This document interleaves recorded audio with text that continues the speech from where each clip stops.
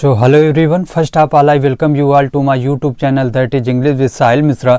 तो आज हम ट्रांसलेशन की क्लास करने वाले हैं। ट्रांसलेशन में आज हम फ्यूचर परफेक्ट टेंस को करेंगे। इसके पहले हमने अभी पास्ट परफेक्ट टेंस को फिनिश किया था, आज हम फ्यूचर परफेक्ट टेंस को करने वाले हैं। ठीक है, तो सबसे पहले इस टेंस की अगर पहचान की बात करें, ठीक है, तो इस टेंस के अंत में चुकेगा, चुकेगी, चुकोगे, चुकेंगे इस तरीके के शब्द लगाए जाते हैं। ठीक है, इस टेंस का यूज तब किया जाता है जब भविष्य में कोई काम एक निश्चित समय में समाप्त हो चुकेगा। ठीक है, टाइम के समाप्त होने का समय बहुधा नहीं दिया रहता है। ठीक है, और कभी कभी इस टेंस से ऐसा भी प्रकट होता है कि दो कार्य भविष्य में समाप्त होंगे, जिनमें से एक काम दूसरे काम के पहले समाप्त होगा। तो जो काम पहले समाप्त होगा उसको हम फ्यूचर परफेक्ट टेंस में बनाते हैं, और जो काम हमारा बाद में समाप्त होगा उसको हम प्रेजेंट इंडेफिनिट टेंस में बनाते हैं। ठीक है, अगर इसके हेल्पिंग वर्ब की बात करें तो फ्यूचर परफेक्ट टेंस की जो हेल्पिंग वर्ब हमारी होती हैं वो होती है विल हैव और शैल हैव। ठीक है, विल हैव और शैल हैव। जैसा कि सभी परफेक्ट टेंस में हम मेन वर्ब की थर्ड फॉर्म का यूज करते हैं, तो इसमें भी मेन वर्ब की कैसी फॉर्म आएगी? थर्ड फॉर्म आएगी। ओके, जैसा कि पहले भी फ्यूचर पढ़ा है तो उसमें बताया है कि विल हैव का यूज हम करेंगे, यानी शैल हैव का यूज तब किया जाता है जब हमारा सब्जेक्ट आई और वी हो। ठीक है, बाकी अदर जो भी सब्जेक्ट आएंगे उनके साथ हम विल हैव का यूज करेंगे और मेन वर्ब की थर्ड फॉर्म का यूज करेंगे। ओके, चलिए, तो जैसे अफर्मेटिव सेंटेंस होगा तो अफर्मेटिव सेंटेंस का एग्जाम्पल देख लो। जैसे तुम्हारे आने से पहले वे अपने घर जा चुके होंगे।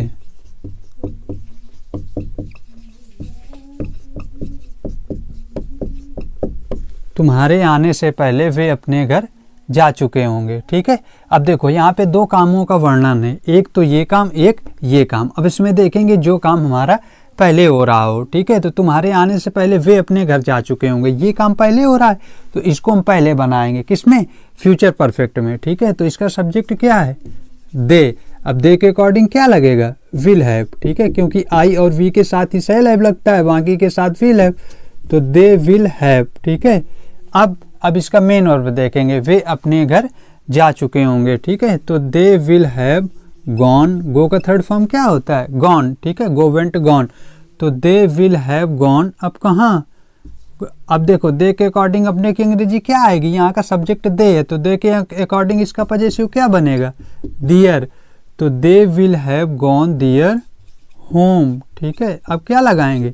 बिफोर। अब ये वाला सेंटेंस है, ये किस में बनेगा? प्रेजेंट इंडेफिनिट में। तो तुम्हारे आने से पहले, तो सब्जेक्ट इसका क्या है? यू। अब यू एक प्लूरल सब्जेक्ट है, तो उसके अकॉर्डिंग मेन वर्ब का फर्स्ट फॉर्म आएगा, तो बिफोर यू कम, इस तरीके से बन जाएगा। ठीक है, जब केवल एक ही सेंटेंस हो तो उसमें एक ही वर्ब का यूज करेंगे, जब दो सेंटेंस हो तो फिर दो के तरीके से बनाएंगे। ठीक है, जैसे मान लीजिए जब एक ही वर्ब हो, एक सेंटेंस हो, जैसे एग्जाम्पल है, मान लो कल तक मैं अपना काम पूरा कर लूँगा, इस तरीके से कर लूँगा या कर चुकूँगा। ठीक है, कल तक मैं अपना काम पूरा कर लूँगा। ठीक है, तो अब यहाँ पे एक ही सेंटेंस है तो उसको बनाएंगे, सब्जेक्ट क्या है? अब आई के अकॉर्डिंग क्या लगेगा? Shall have. I shall have. अब मेन वर्ब का थर्ड फॉर्म। ठीक है, तो मेन वर्ब क्या है? पूरा करना, तो आई शैल हैव फिनिश्ड। ठीक है, अब अपना काम, तो आई के अकॉर्डिंग अपने की अंग्रेजी क्या आएगी? माई, उसका पजेसिव है। I shall have finished my work. अब कब तक? कल तक, तो बाय टुमारो। फ्यूचर टेंस में कल के लिए क्या लगाते हैं? टुमारो। ओके, जब इसका निगेटिव सेंटेंस हो, तो जब निगेटिव सेंटेंस आएगा तो विल और शैल के तुरंत बाद ही क्या लगा देते हैं? नॉट या फिर नेवर। ठीक है, जैसे एग्जाम्पल, अध्यापक के आने से पहले, अध्यापक के आने से पहले विद्यार्थी अपना पाठ याद नहीं कर चुकेंगे, याद नहीं कर चुकेंगे।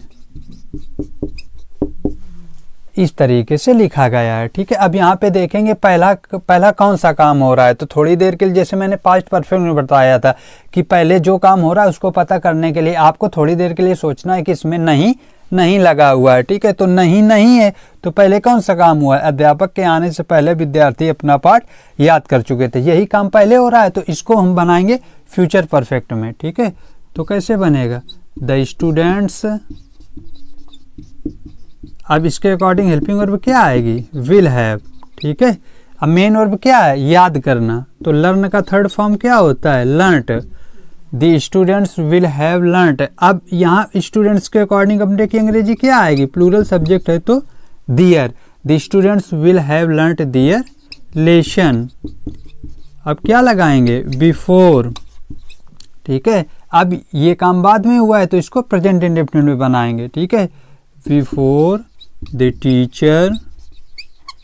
अब टीचर सिंगुलर सब्जेक्ट है तो उसके अकॉर्डिंग मेन वर्ब की फर्स्ट फॉर्म में यस या यस लगेगा, बिफोर द टीचर कम्स, ऐसे बन जाएगा।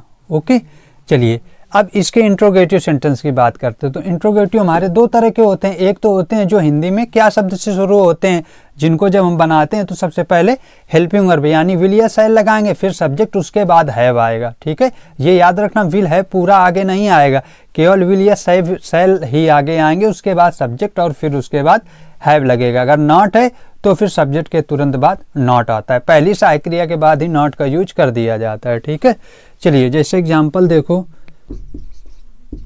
सूरज छिपने से पहले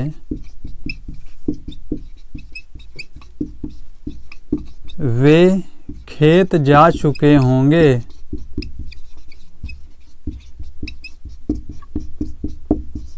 ठीक है, तो ये काम पहले हो रहा है, इसको पहले बनाएंगे। सबसे पहले हेल्पिंग वर्ब आएगी तो दे के अकॉर्डिंग हेल्पिंग वर्ब क्या आएगी, विल। अब सब्जेक्ट आएगा तो दे, अब हैव आएगा। ठीक है, अब मेन वर्ब जाना, उसका थर्ड फॉर्म क्या लगाएंगे, गॉन।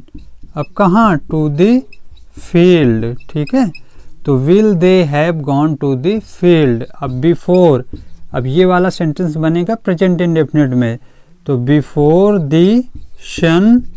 अब मेन वर्ब के फर्स्ट फॉर्म में यस या यस लगेगा, सिंगुलर सब्जेक्ट है, बिफोर द सन सेट्स, और क्वेश्चन मार्क लगा देंगे। ठीक है, जब इंट्रोगेटिव सेकंड टाइप का हो यानी कोई प्रश्नवाचक शब्द सेंटेंस के बीच में आए तो सबसे पहले उसकी अंग्रेजी लिखी जाएगी, फिर विल या शैल आएंगे, फिर सब्जेक्ट आएगा, फिर है, फिर मेन वर्ब का थर्ड फॉर्म आएगा। ठीक है, जैसे